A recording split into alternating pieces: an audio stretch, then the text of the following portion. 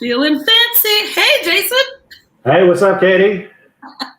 Hey, everybody. It's check this out. Jason, how was your weekend? My weekend, it was fantastic. It consisted a whole lot of football, and then I finished it off with a little bit more football. So are you sad that the Bears lost? No, I'm not a Bears person. No, Bears. You know what? I like the Saints. My boy Drew Brees. I want to see Drew one more time. Pull it out. How old is he now? He's getting up there, isn't he? Hey, watch it. He's like my age. So. Yeah. Okay. All right. So nobody's watching yet, but we'll just introduce ourselves anyway. Okay. I'm Katie Horgan. I'm a realtor, and this is Jason Fremo. Yeah. Like that, right? Yeah. Jason Fremo. I do home loans amongst many other things. So, yeah, jack of all trades. Yes. All right, so today we're gonna give you a little bit of the news. Jason, how strong do you think you are? How strong? Yeah. Well, it depends on which one of my kids that you ask. If you ask my littlest one, I'm Superman. If you ask my oldest one, I'm puny. So it just it depends. So, somewhere between Superman and puny. How about that? Exactly. I compete in the Highland Games, so I throw trees, for fun. But I found this guy. So as what we're doing to start out Mondays, everybody, we just kind of want to start with something fun and something that's been in the news. So I was looking last night. I found this guy. Okay, and he is in India, and he just broke the world record. He can do 85 fingertip push-ups in 1 minute. 4 fingers, these fingers. So I was thinking, like in college when I played volleyball, I had to do fingertip push-ups, but we did it like this. You know what I'm saying? Just this. This is what he does. So I'm going to show you a little clip, okay? And then tell me what you think about this. All right, here he is. Oh boy. Yeah. Oh, hi. Manipur's former weightlifter Laithangbam Vidyasagar Singh recently made a Guinness World Records of 4-finger push 2 arms by making 85 push-ups in 1 minute. The first record he set was in the elbow strike event in December 2018, in which he managed to connect 275 times on a cake pad in 2 minutes using both his elbows, and he had received a certificate for the unique show of strength. Previously, the same world record is held by. So he set the world record, Guinness World Record, for fingertip push-ups, right? So, and it's strength, right? Because he's got to have upper body strength and stuff. But it's like, it's crazy, right? I think it's easier when you're 39 pounds like that, dude. Yeah. Exactly. So, and we'll kind of end on this later because like everybody has New Year's resolutions and whatnot, goals and this and that. But, I think if like the guy is 39 pounds and he's like, I can do push-ups. How could I possibly get a world record on this? I know. I'll do fingertip. Like, this is crazy to me. You're Peters. With my fingertips, I could probably eat 82 potato chips in a minute. I could definitely do that in probably 30 seconds. So that's just a little bit of fun. And then now we're going to move on. Everybody, and Jason here is going to talk about the market because everybody's talking about it. Everybody's like, it's like, I'm going to wait till the crash. It's going to crash. I'm going to wait till I'm really afraid that prices are going to drop, blah, blah, blah, blah, blah. Jason is going to give you a little bit of an update. And, let me let you share your screen here. Boom. So, okay, not to get too technical, but as a mortgage guy, this is what it is that I look at. It's basically what is the bond. this? Yeah, right. So what it is it's basically telling me what's going on with interest rates on a daily basis. The interesting thing to take a look at here is basically this pricing grid, right here. And what this is it's the price of a bond. Here's the easiest way to think about it. The higher the price, the lower the interest rate. So we want high prices. And I want you to take a look right here. You mean high prices as in home prices or? Bond prices. So bond prices. And I'm going to tell you how that relates to the housing market here in a second. But basically right here, this is on the 5th of January. This is pretty close to an all-time high for bond prices, meaning interest rates, which everybody's been talking about that have been so low, are basically at all-time lows. Now, they've reset a little bit in the last couple of days, but we're still right in this channel, which means rates are great. So here's your question, Katie. This is what you want to know. What does all this mean to me? I want to buy a house. I'm renting a house. I don't know what the deal is. What it means is that rates are still extremely low, and that's going to fuel this housing market. And I tell you, if you want to know what's going to happen to housing prices, I want you to take a look at 3 specific things. Ready? I want you to remember 3 things. Number 1, what are interest rates? Because as long as interest rates are low, that's going to fuel demand. Number 2, how much supply is there? In other words, if I were to go look at houses, how many of them are available to buy? As long as the answer to that question is very little, then prices are going to remain high. And the third thing is how much demand exists out there. Can people still qualify for home loans, or people still buying houses? So basically what we've got are low interest rates, which is a plus. We have very low demand, which is a plus for housing values staying up. And we have extraordinarily high demand. Those 3 things mean that the housing markets are just continuing to go crazy. That's what it is that you want to. You watch those 3 things. It's tell you what's going to be happening in the housing markets. Yeah. Well, and as a realtor, we have extremely low inventory right now. So it's great for interest rates. It's hard to get into, but also it's just as hard to get into the rental market. So I'm trying to help people on both sides. And you're especially with down payment assistance programs and stuff, which we'll talk about later. But you're better to get into buying a home right now than renting. And even with this low inventory, people like me who work their asses off, will help you. Think about it like this, Katie. Something that a lot of people like, a lot of people enjoy. Pick a food, say pizza, for instance, right? Everybody loves pizza, right?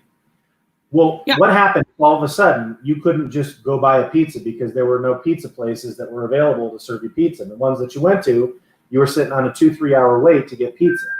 Yeah. Well, what happened to the price of those pizzas, right? Those will go up. That's and it doesn't matter what it is. This is just, this is economics, basic economics 101. Very little supply.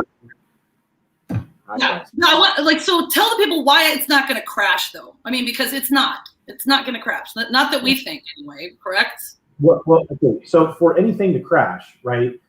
A couple things have to happen. There has to be all of a sudden a massive oversupply of homes, and then there needs to be a complete and total drop in demand. Okay, people will look at that and say, "Okay, all right, I hear you, Jay."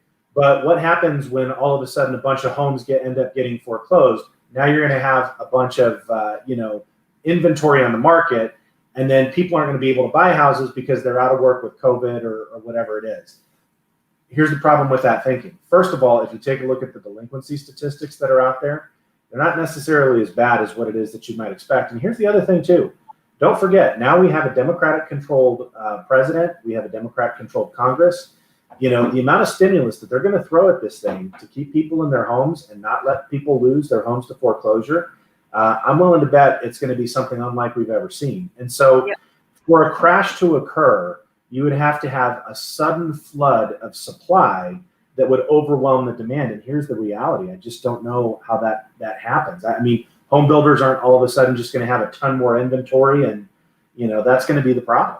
Well, here's what happens with us, okay, on our side. So normally when we have 17,000 homes, so Metro Phoenix, for all of you out there, Metro Phoenix in general, all of us, is almost 5 million. So we're the 5th largest city in the nation. We talked about that last week.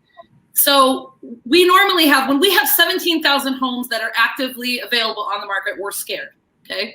Right now we have barely over 4,000 homes active on the market. So we've talked about this in general with a few people. So let's just say all these people that own all these homes and they are renting them out and they don't want them anymore. what it's going to do. So say it adds 10,000 more homes on our market. We're still at a deficit. It's not going to crash. Like, we are in high demand for homes. And if these rates stay low, we're going to still be fine. I mean, it's going to be a mass influx, but it already is. We're already facing crazy, contracts and stuff. But that's why, you guys, this is our thoughts alone. Disclaimer, okay? Don't quote us on it. Don't sue us or whatever. But this is two pretty amazing peeps here talking about it. So we don't want you to worry. The thing that you'll have to worry about is beating out other people for home, and we'll talk about that at another date, right? Sure. So thanks, Jason. That gives us a lot of really good insight. Yeah, you betcha. You bet. Yeah. Okay, so here's our thing. So we have Jennifer Taylor, one of my friends. Here's our question, our home tip of the week. She wanted to know about this, and here's her question.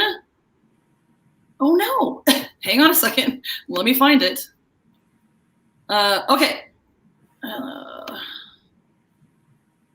1 minute, guys. 1 minute. I've got to get it back on here. It's not fun unless we're having technical difficulties, right, Jason? That's absolutely right. It's okay. That's okay. All right. So here we go. All right. Here's the picture. So Jennifer wanted to know. She wants to redo her home, remodel her bathroom. So that's actually her picture.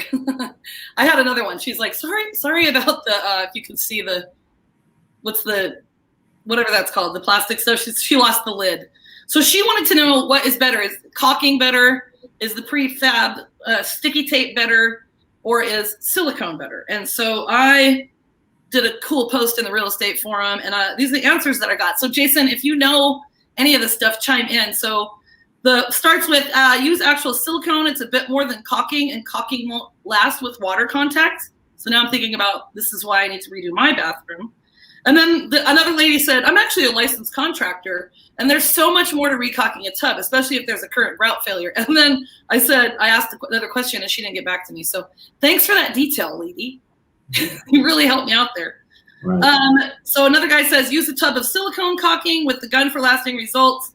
Another guy put his opinion in here and says, don't use the tape. It's a horrible product. It looks terrible, and it's less durable. Well, obviously, if he thinks it looks terrible, you don't want other people to think it looks terrible, right? Right. Right. So silicone-based caulk fits the shower bath specifically.